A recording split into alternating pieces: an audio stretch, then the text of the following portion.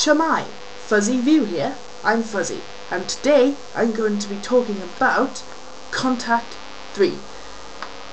Now, Contact is about communication between people who normally would never have the opportunity to meet, and bridging the gaps between ages and generations.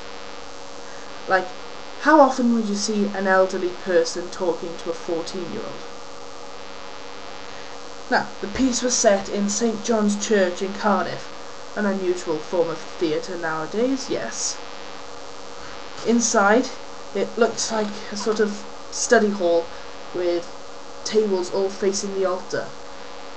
The audience sat facing the altar, while there were empty chairs facing them. Now, there were items on the table. There was a small pack of cards, there was a marker pen, a big candle, and a fake moustache. Now, there was music and lighting, and both were very soft and haunting, sort of like the things you would get in a church, really. A safe environment, as you'd say. The opening was a very striking metaphor for strangers, with silhouettes emerging from the soft halo of light. Cheesy, I know.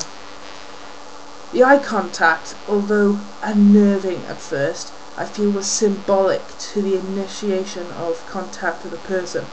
As they say, eyes are the windows to the soul.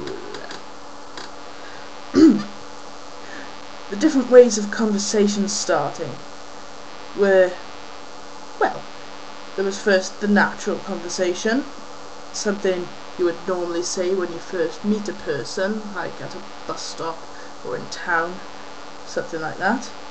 Then there is the given topic, which is what the cards were for. They each had a topic written on the back. They were laid out in front of us, and we picked one and spoke about that topic.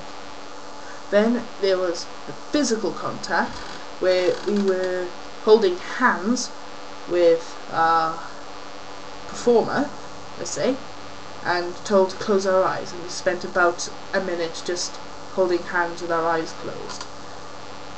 I'm not sure if you were supposed to feel anything, but I suppose you could tell something by how a person holds hands, or so on.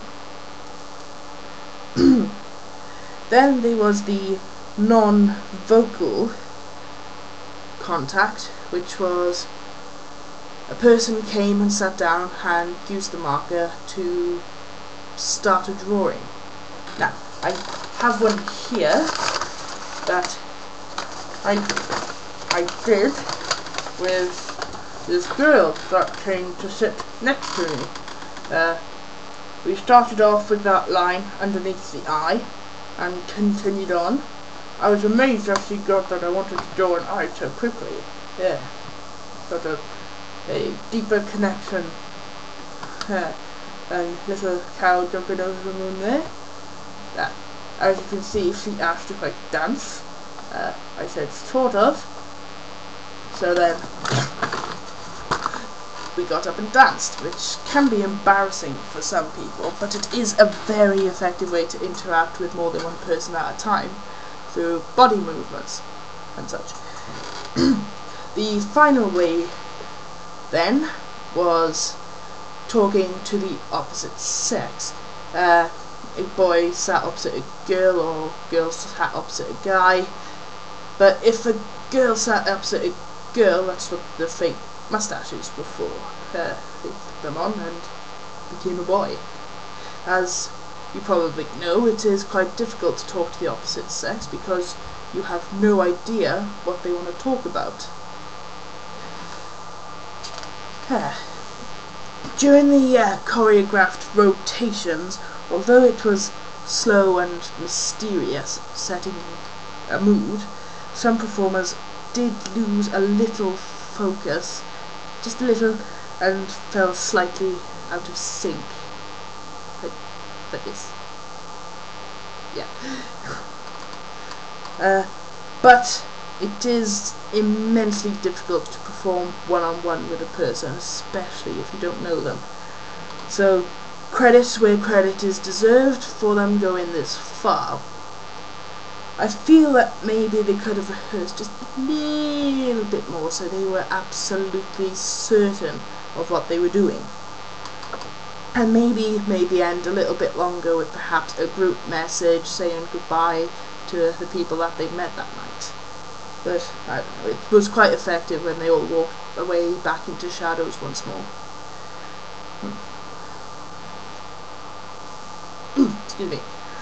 Although I didn't get what was going on at first, I felt it was a very bold piece.